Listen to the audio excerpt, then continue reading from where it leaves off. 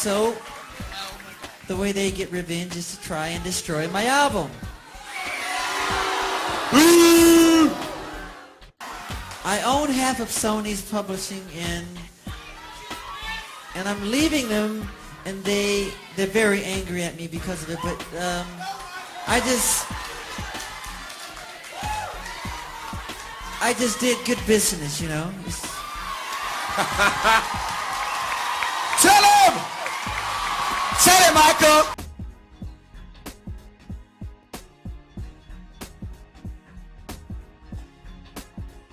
No.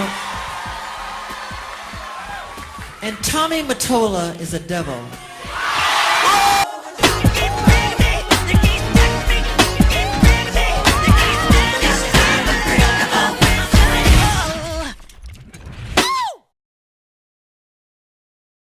The Invincible album is a tragedy for multiple reasons. The first one being that it was the final album that we would ever get from Michael Jackson, and that due to ongoing conflicts with Sony Records, specifically former CEO and chairman Tommy Mottola, at the time, it would go on to probably be Michael's least successful album in his adult career. Michael Jackson had big plans for this album, but we'll get more into that later in the video. I feel like a lot of moonwalkers, MJ stans, MJ fam, whatever you may identify as, sleep on this album a lot and refer to it in modern terms as his flop era. But his flop era still managed to go double platinum by the following year of its release and has sold over 8 million copies when your fave can't even get 1 million. But that's none of my business. So anyway, today we're going to be taking a deep dive into why the Invincible album quote-unquote flopped, and why there was so much tension between Michael Jackson and Sony Records. So grab yourself a snack, maybe a nice hot piping cup of tea, because we're definitely going to be spilling some today, and enjoy the video.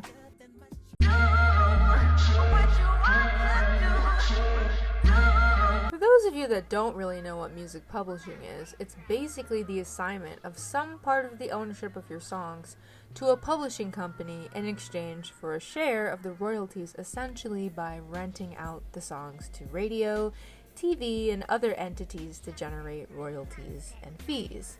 An example of this is kind of like the drama between Taylor Swift and Scooter Braun. Scooter Braun and Taylor Swift's old record label owned Taylor's catalog containing her first 6 albums, and wouldn't give her back her masters so that she could do what she wanted to with her music. So, if someone, for example, wanted to use her song Shake It Off in a movie or a TV show, she would get no money from it, as it would go to the label / the publisher since they own it, which is why she started re-recording her old albums. Does this make sense? I feel like I'm not making any sense. I honestly don't know how artists do it. The music industry sucks ass and is toxic as hell. Couldn't be me. Anyway, DJ Vlad did an interview on his channel with Rodney, Darkchild, Jerkins back in 2020. I'm unable to put the clips in due to copyright, but the video is in the description for anyone who wants to see it, so I will be quoting Rodney directly. In regards to publishing, Rodney has said that what people don't really understand is that when people say, yo, Michael owned the Beatles catalog, no, Michael owned Sony ATV half of it. So when Tommy was trying to sign me when I was 18, Michael was trying to sign me. He owned half of Sony ATV. So now I have to talk about Paul McCartney, she said begrudgingly. If you don't know Paul McCartney, he was a part of the famous band The Beatles, and he also did work as a solo artist after the Beatles disbanded. Him and Michael Jackson were pretty good friends at one point, and they did 2 songs together, Say Say Say, and also the song The Girl Is Mine, featured on Michael Jackson's Thriller album. So now, I think that I'll just let Paul McCartney tell the rest of the story. You were the guy who said to Michael Jackson, you should get into publishing. Isn't that great? Yeah. Don't you love the irony? And he bought all your songs. Yeah. And you've said to him, listen, I'll give you fair market value. Let me buy my songs. I want to own them. And he won't do it. No. And now that he has sort of... Scumbag. He's sort of using them as leverage for his own financial problems.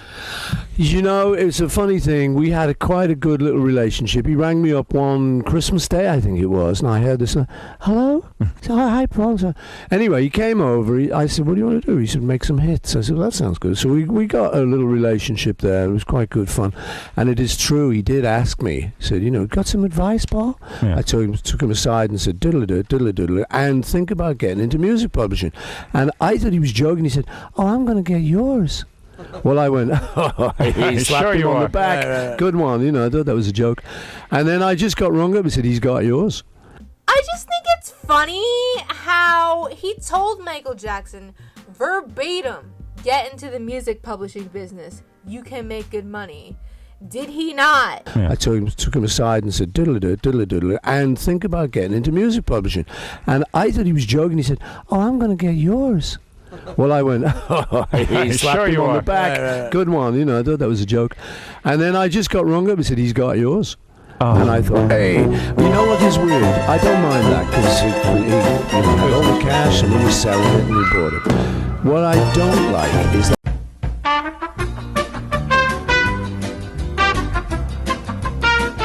knowing the Beatles catalog was available for purchase and Michael Jackson was literally like, I'm buying your music, lol, and you just laughed and patted him on the back, and now you want to be salty? And now you want to be salty? Wait. And now? You want to be starting something. You got to be starting something. Okay, I'll see myself out. This interview is from 2001, by the way, so it's like Paul really still has this much resentment towards Michael Jackson. I think recently he might have came out and said something, apologizing to Michael or for the situation or how he acted or something. But it's like, this happened in the 80s, and the fact that you were still talking about it in 2001... I can't. Okay. Anyway, Michael Jackson had also tried on several occasions throughout the 80s to call Paul and discuss things, but he got tired, being booked and busy and all that. What can I say? But if you want more details specifically on Michael Jackson and Paul McCartney's beef, there's a video by The Detail that I'll leave in the description. I'm saying all of this to say that this is when Michael Jackson got into the music publishing business. Throughout the 80s, he bought more catalogs, starting out with songs that meant something to him and advancing it to what seems like whatever he could get his hands on. And in 1995, when Sony merged with ATV, in that deal, Michael Jackson soon owned 50% of Sony/ATV Publishing. And that's because of the amount of ATV that he owned, So, now we get to talk about Blown on the Dance Floor.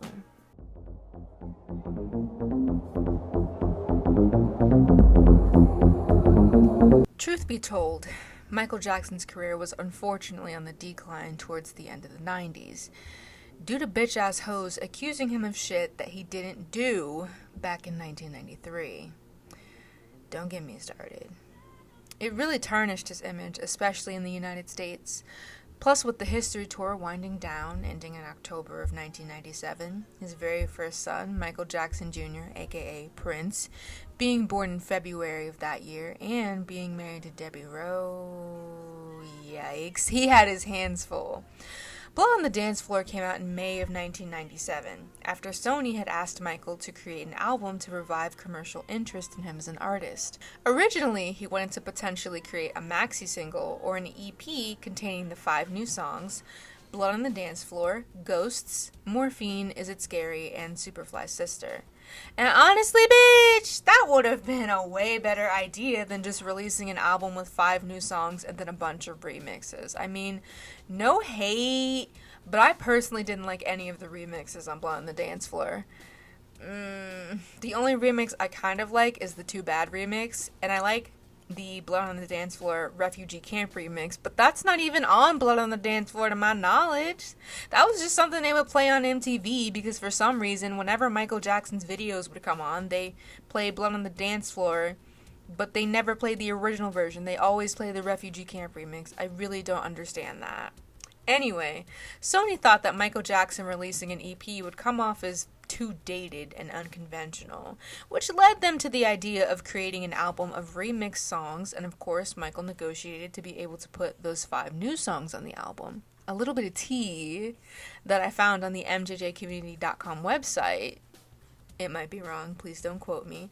In 1998, Michael Jackson did an interview, and in it he said that he did not like the remixes of Blood on the Dance Floor, as he did not like other producers tampering with his work. You know, the perfectionist in him. He wanted to wait longer to put out a brand new album, but Sony wanted BOTDF out so that he could perform the single and tour and maybe help the sales of the record. But you know how Michael felt about touring, don't you? Can we just do it again without the negative saying that you don't like the tour? Just 'cause I don't like it though. I know, but I go through what hell. Is it setting up though? I don't understand. I go through hell touring. Okay, then I'll make it positive then. Yeah, it's just. For you know the truth. Yeah. Okay. And action, Michael. I love to tour. You guys messed it up. Just say. Why you all start laughing? I'm ready to get into it. Anyway, he was told that kids love remixes, so it would do well. I mean, I'm 24, but honestly, I don't care for remixes. 95% of the time, I just really don't, but I digress. Upon release, according to Wikipedia, it peaked at number 24 on the US Billboard 200 chart, and after 4 weeks, the record had sold 92,000 copies. Today, though, it sold over 6 million copies and is currently the best-selling remix album of all time. That's my baby! But anyway, I think Michael had a problem with the remixes on the BOTDF album, specifically because he might not have been as involved in the process as he was with the remixes on Thriller 25, because there are clips out there with Michael Jackson literally sitting in the studio with will.i.am and just being more involved in the process. Plus remixes like Billie Jean 2008 weren't really super deviated from the original, because Kanye West only added a little something, but pretty much left the overall song alone. Just the simple fact that Michael didn't want to release a remix album literally is just classic Sony, deviating from what the artist wants. But little did Michael know, shit was just gonna hit the fan years later. Production on Invincible started in October of 1997, although the album didn't come out until October 2001, and production wasn't even finished until weeks before its release. Now let's talk Invincible. Top to bottom, bottom to top.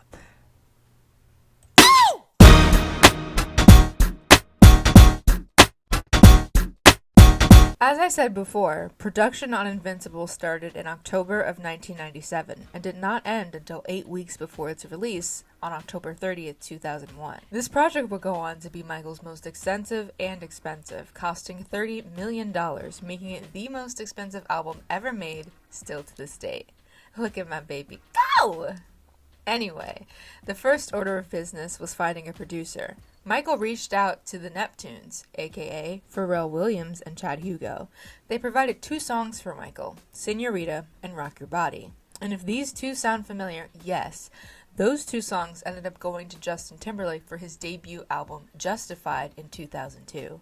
In fact, every song on Justified was first offered to Michael, all but one, according to Pharrell. But he rejected them all. John McClane was his manager at the time. We sent him pretty much all the stuff you guys are hearing on the first Justified album. That's all the Michael stuff. Wait, talking about Justin Timberlake. Oh, yes. Okay, go ahead. Yes. All but one song. They were all written for Michael. Michael. What era of Michael's is this? Remember the time era? This is right after Super Thug. You Rock My World. Okay. Right before that. And John McClane was like, man, Michael don't want that shit.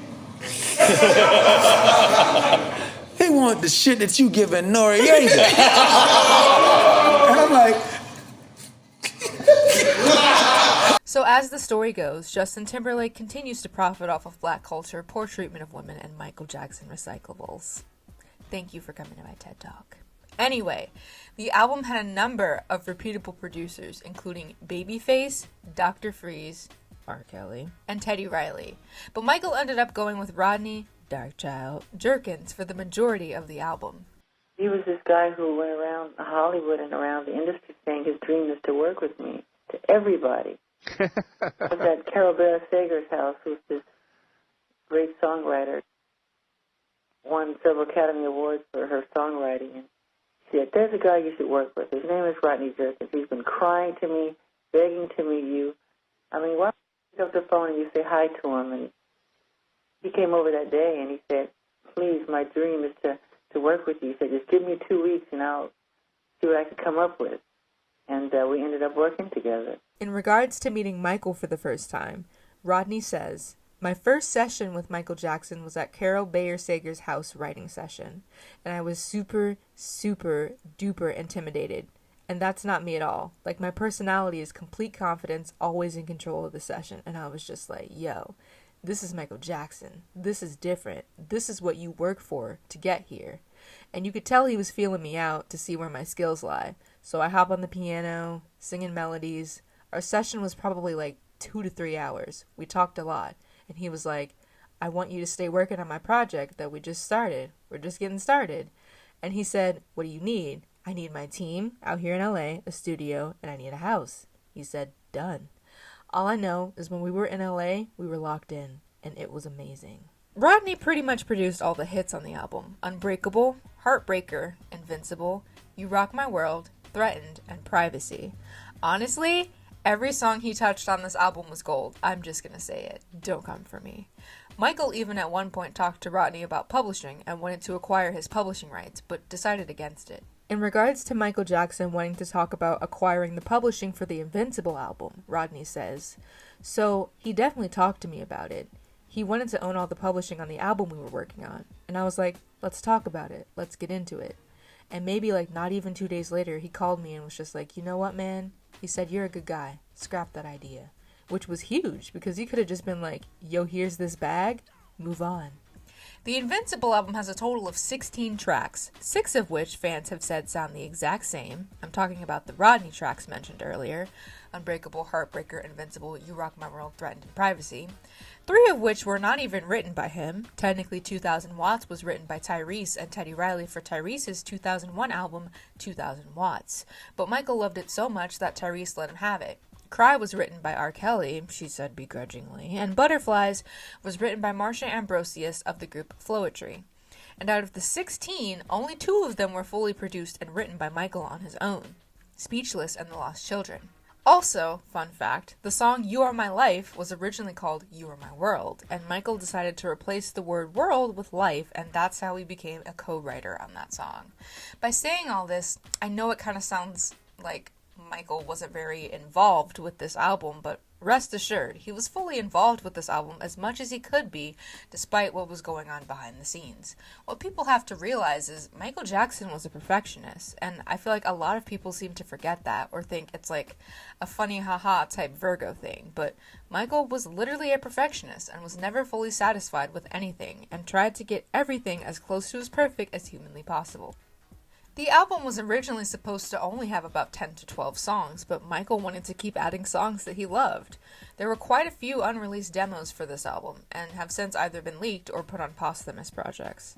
Michael had huge plans for this album, if it wasn't for all the shit he was going through with Sony and Tommy Mottola during that time. In regards to the Invincible album being halted on Sony's end, Rodney says, so if Michael would have had his fair shake, they went on to not promote, but Michael had a vision. I was part of it. I remember him saying, we're going to come out with this first, we're going to shoot a short film for Threatened, we're going to shoot a short film for Unbreakable, and I'm going to have Biggie in the video in a hologram type form.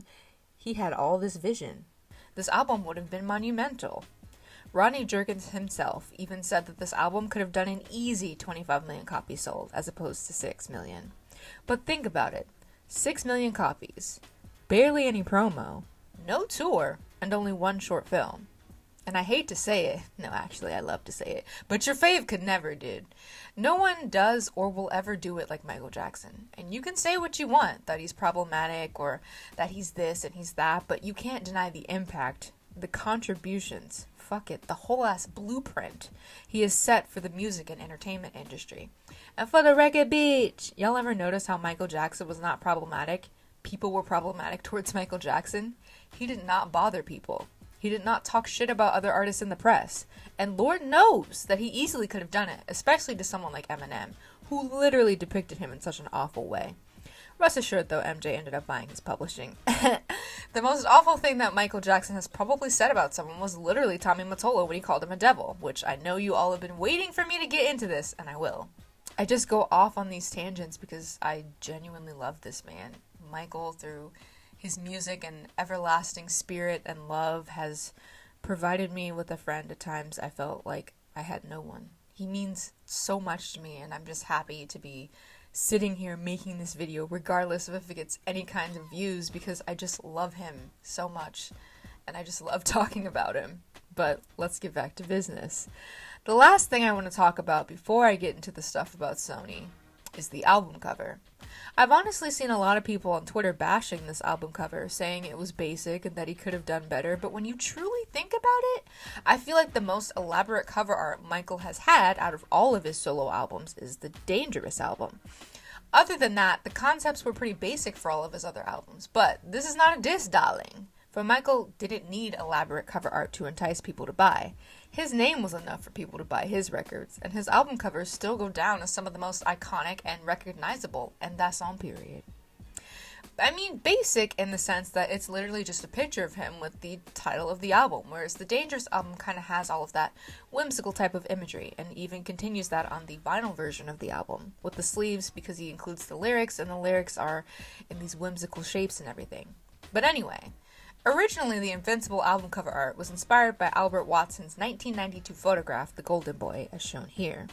And then somehow it became this Andy Warhol-inspired thing sold in 5 different colors, which I guess was kind of done as a marketing strategy, as one of those collect all 5 colors type of deals to increase sales. And don't quote me on this, but I believe in an interview somewhere that Michael said that he sometimes liked albums so much that he would buy more than one copy. And as a record collector, I totally understand that, because there's so many different variants of albums or alternate covers, and you just want them all. Because we wanted the fans to have some fun with it and collect them, and it's a limited edition, I think. And there's albums that I love, and I would buy them 5 times, even though I have the same cover. Like 5 times, because I love that album so much. So I imagine if they did a different color or just changed the cover, I would buy it 5 more times. And we just wanted the fans to have some fun with the pictures and with the colors, and just to try something a little different. That's why we did it. To me, the album cover kind of seems like a transition from analog to digital, very much giving me a taste of the new millennium. And Michael Jackson was kind of a man who didn't really need to do much to impress people or to garner attention of his fans. I mean, this is from the man that literally got on stage at the Super Bowl, stood there for a couple minutes, and the crowd went wild. But I do know that Michael was into that flashy bling bling type shit, but I don't know. I feel like this cover is kind of fitting for the kind of sound that was on the album, because it's very early 2000s sounding, very nostalgic of that time, kind of representing the dawn of the digital era. And it's been, the record companies really, really do conspire against their artists. They steal, they cheat, they do whatever they can, especially the black artists. Sony, Tommy Mottola. Tommy Mottola is the president of the record division. He is a mean, he's a racist, and he's very, very, very devilish. So the next day I wake up and I see my picture in the paper with devil horns on the front page, right? Yeah. So I'm going like, okay. You know? So just for the record, you don't worship the devil or no demonic practices, nothing like that? No, as a matter of fact, when the press conference had happened, I picked up the phone and called Sharpton, and you know, who we work very closely with matters of minorities, and Al and I had always, you know, I was always a big supporter of everything that's going on in the Action Network and the community, and you know. And so I was in shock. Al said to me, look, this was supposed to be about about black artists and their treatment in the music business. I had no idea he was going to pull this stunt. In fact, Al went forward and made a big statement to all the newspapers, you know, about what Michael had said and about all of those things being, in his opinion, untrue. And that I, in fact, was there supporting Michael in a very, very big way. And Russell Simmons and, you know, Everybody that had heard all of that just stepped forward and just said, look, if you don't have a good piece of product and it's not successful, it's not always the fault of the record company. Yeah. All right, we're finally going to talk about what happened between Sony, Michael Jackson, and Tommy Mottola. So, it all started in 1991 when Michael renewed his contract with Sony for $65 million. Could be less, could be more. I'm honestly unsure of the exact amount, so don't quote me. But I do know that it was a record-breaking deal at that time. The previous year, in 1990, Tommy Mottola would become the CEO/chairman of Sony Music. So from what I understand, the main conflict is that back in 2000, Michael was supposed to receive his mechanical rights to his music, meaning he would own his masters and be able to market his music himself, or with the help of some other label, and not have to split the proceeds with Sony. Or so he thought. Unbeknownst to Michael, he wasn't going to get his masters reverted back to him until he released an album for Sony every couple of years, a Christmas CD, as well as a couple of soundtracks, and with each specified album that he did not deliver, Sony would add a few more years to the countdown of his masters being reverted back to him. And I just gotta say, that's cold-blooded. So obviously, Michael was not happy about this and did some digging. He learned that there was a conflict of interest in his contract because the lawyer that represented Michael also represented Sony, which, how was that even allowed? I just don't understand. Anything for money. So anyway, with that conflict of interest, Michael got out of his contract, and he used that term loosely. He would still owe them the Invincible album, a greatest hits package, and a box set. Not even Michael Jackson can back out of a contractual agreement with the snap of a finger. You can't let them get away with what they're trying to do, because now I'm a free agent. Yeah.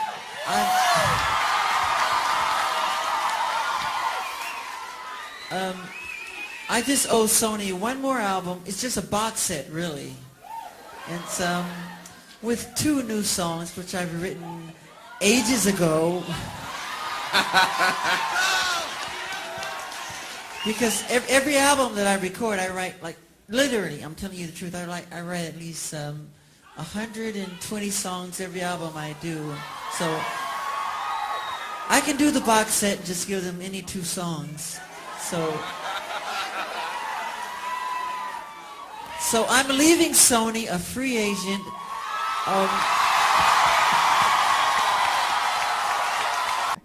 Not to mention he would owe them millions of dollars in advances, loans, and whatever else Sony had invested in him.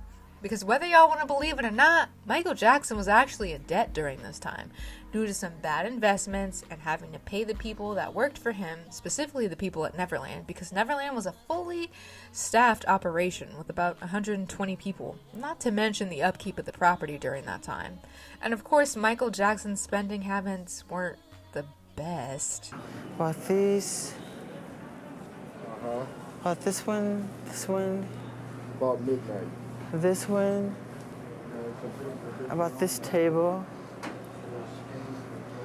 This chess set. Isn't it beautiful, this set? Your chess set in your library is... No, this one's bigger. This one's bigger. Wow. Oh, it's sold, look. About this one, right? Is this yours? Yeah, that's the sold sign, mean it's for me. Although very iconic. Extreme BDE. Hella BDE! Anyway, this kind of explains why there are so many different producers and writers on this album. Because you and I both know that Michael could do bad all by himself, and he did. But Oh, brother, this guy stinks! But what I mean is Michael could produce and write on his own and make straight up bangers. But I feel like with all this stuff going on with Sony, he just wanted them to be gone so that he could do what he wanted to do, which meant hurrying up and giving them what they wanted. And although a lot of people will say that the album production was rushed, and in some ways it was, but at the same time, Michael had been working on this album since October of 1997, so damn. And also on top of all this, and I hate to say it like this, but pretty much after Blood on the Dance Floor flopped in the US, Sony pretty much washed their hands of Michael and decided not to promote him. Or I guess not to promote him as much as other artists that were bigger during that time. And sis, because of the flop that was BOTDF, and not to mention the controversies that he was going through, Sony was trying to drop him on the low. I'll tell you right now, Sony did not give a sugar honey iced tea about Michael Jackson, but you know what they did give a sugar honey iced tea about? That Sony ATV catalog. I own half of Sony's publishing, and I'm leaving them, and they're very angry at me because of it, but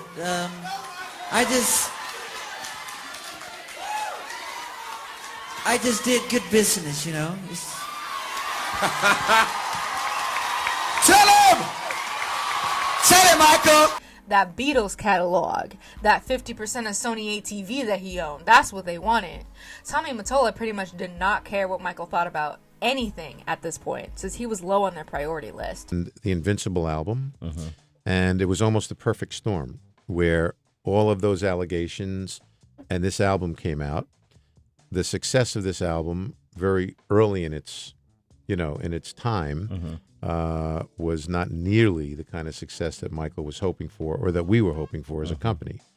And so all of those things converging, like any child or artist, you lash out at, your record company, the voice of authority.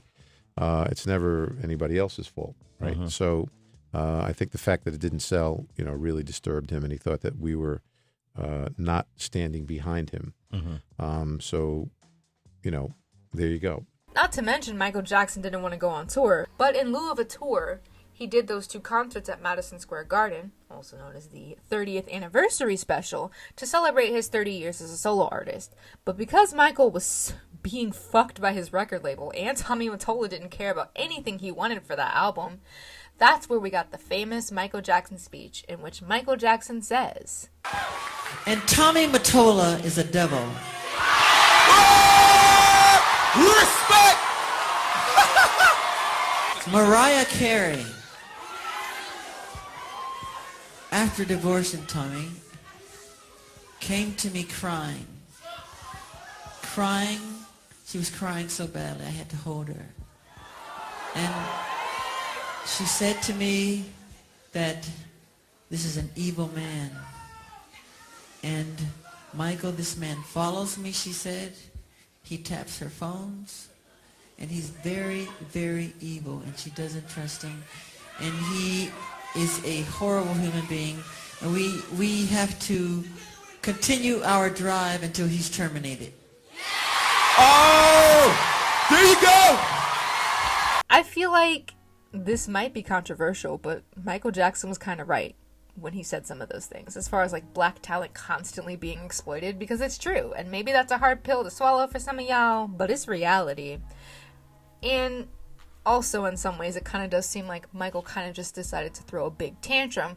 But at the same time, it's like I completely understand where he was coming from. I mean, as much as I can understand.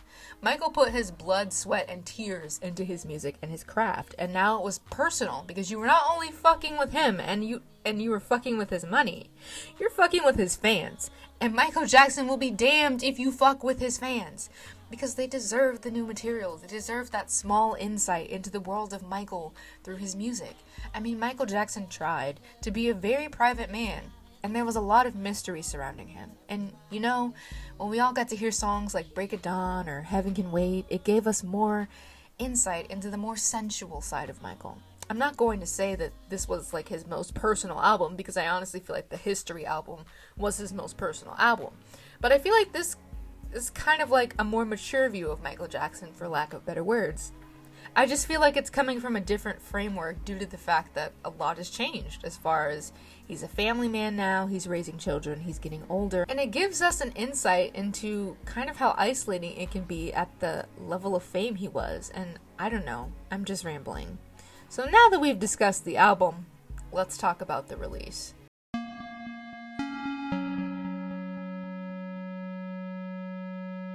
The Invincible album was postponed several times. Michael missed a lot of deadlines for the delivery of tapes and was dragging his feet about releasing this record. With everything going on at Sony, can you blame him though? Sony decided that the first single would be the song You Rock My World. I also want to add that Michael Jackson had a horrible time on the set of You Rock My World. This picture has been floating around the MJ fandom for years, in which Michael says, and I quote, "In the short film, You Rock My World, they wanted to darken his skin and remold his nose a little. Shortly after hearing this, Michael locked himself in the bathroom and began to break everything. Frank Cascio came in to find Michael sitting on the floor. Michael began to cut his hair, so now his hair is half long and half short. He held his head in his hands and while sobbing said, 'Would you believe it? They think I'm ugly. They want me to remold my nose? What the F-U-C-K is wrong with me? I don't tell them how they should be, F-U-C-K, them.' Speaking through his tears, he said, 'They think I am a monster.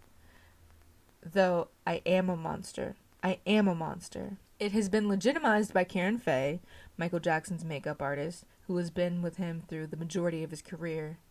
And a YouTube channel by the name of History in the Mix actually did a video about You Rock My World and his trouble on set. If you want a deeper dive into that, a link for that will be in the description.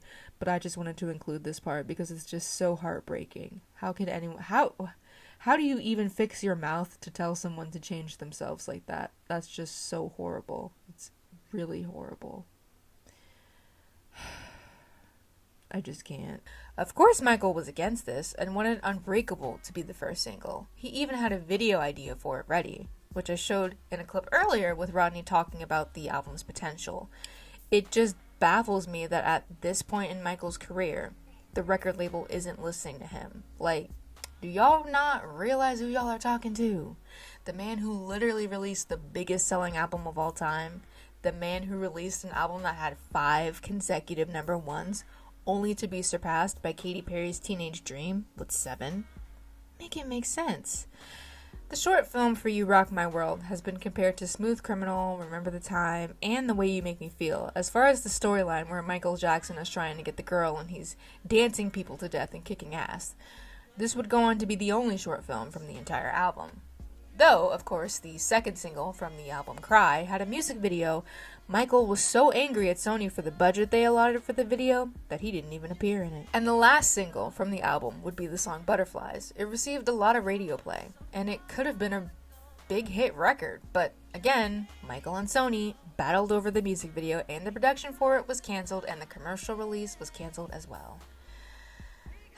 And so, after multiple postponements of the release date, the tragedy of 9/11 happening, and all the BS with Sony, the Invincible album came out October 30th, 2001. It started off very well, peaking at number 1 on the Billboard 200 according to Wikipedia. It sold over 363,000 units in its first week, which is less than History sold, with 391,000 in the first week. But by the end of 2001, it was certified gold, then certified platinum in the same month for selling over 1 million copies. Upon initial release, it received mediocre reviews, but now it's regarded as one of the best albums of the decade and is credited as one of the first albums to use dubstep. Personally, I think the album is solid. Do I think it's Michael Jackson's best? No, but it didn't deserve and doesn't deserve the amount of trash it gets. In some ways, it kind of reminds me of like the debate of Queen's album Hot Space, which is regarded as their quote worst album due to the fact that it sounds more pop rather than their usual sound. I think that Michael did the best he could with what he had to work with, which wasn't a lot considering his record label was against him at pretty much every step of the way. There's so much that goes on behind closed doors with every album release, no matter who the artist is. In some ways, I could compare this situation to Zayn Malik with his second album, Icarus Falls. And even his latest album, Nobody's Listening. I feel like a lot of people didn't even know he had 2 other albums after Mind of Mine because his label barely promoted, if they even promoted Icarus Falls at all. So much good work goes unseen due to disputes with record labels, and it's very sad because as an artist or as a creative type in general, more than anything, you just want to be able to put yourself out there in the way that you want to do it. Because everyone is money hungry, it doesn't always go that way. Michael Jackson would constantly talk about how he felt that people were after him or people wanted to kill him because of his success. He broke so many barriers and so many record sales, and that's when the public started to turn against him, to call him a freak, to call him a homosexual, or say that he bleached his skin. They did everything to turn the public against him, and it honestly does seem like a big conspiracy. Even everything surrounding his death, that seems like a huge conspiracy, one that I can't even begin to get into right now. For some reason, it just feels like nobody wanted Michael Jackson to succeed. Nobody wanted to see him thrive. You can say it's because everyone wants to see successful people fail, or maybe it's because nobody wants to see a black man succeed. And that's tea. People are so quick to say so-and-so is the next Michael Jackson or King of Pop, but nobody even treated actual Michael Jackson correctly. But you're so ready and willing to hand over his legacy like it's just a title to a new used car. I feel like this is the most that people have actually started to respect Michael Jackson and his contributions to music and his impact in a long time, but there's still such a long way to go because everyone just wants to tear him down and replace him like he's yesterday's news. And you can't replace someone like Michael Jackson. There will never be another Michael Jackson on this earth in this lifetime to achieve what Michael Jackson achieved and what he did in a period where there were no iTunes sales or streaming services, back when you had to go buy the album, back when you had to be at home to watch the music video on TV, or else you were going to have to wait until it came back on again. When they didn't even play black artists on popular music video channels. So please, for the love of God, put some respect on Michael Jackson's name. Thank you. To kind of wrap things up, I just kind of want to talk about my personal favorite tracks off the album. I feel like my top 3 personal favorite songs off of Invincible are Whatever Happens, Heaven Can Wait, and Unbreakable. I just really love the song Whatever Happens. I remember my mom would play it a lot growing up, so it kind of just makes me feel nostalgic. Now, a song I feel like is overrated, and I don't want to get hate for this because I love this song, and I completely understand why it's overrated, but Butterflies. I'm so sorry. I feel like this is the only song that people tend to fixate on when there's so many underrated bops on this album. And as far as underrated bops go, I think Don't Walk Away is honestly underrated bop. I really love the song. I love the vulnerability that MJ brings to it. It's just very relatable now. More so than ever in my adult life, and I oop. And my least favorite song off of the album is Cry. And quite frankly, I'm not the biggest fan of Michael Jackson's slower songs, although I will listen to them. I mean, in all honesty, I don't think that Michael Jackson has ever made a bad song. He just has made songs that I prefer over others, but well, wait, I kind of take that back. The only song that I don't like is Little Susie. That song creeps me out. Please don't come for me. Please don't come for me for saying that. It's all love. L.O.V.E. Come on. And a song that I would have loved to have seen a music video for, definitely Unbreakable. I just feel like it would have been so monumental for that time, especially with all the talk of having holograms, and it definitely would have been very early 2000s-esque. And I think it would have further cemented Michael Jackson's legacy as the pioneer of the short film / music video. So I just wanted to say that if you sat through this whole thing of me just talking about Michael Jackson for God knows how long this video is going to be minutes straight, thank you. I've always wanted to make a video essay discussing this album because I just feel like there was so much more to it than meets the eye. And that Michael Jackson didn't make a bad album. He made an album that didn't get properly promoted and didn't get the love that it deserved due to other factors. If any information in this video is wrong or you have something to add, you can leave a comment on this video and correct me nicely. I definitely tried to do my due diligence with the research, but I am only human.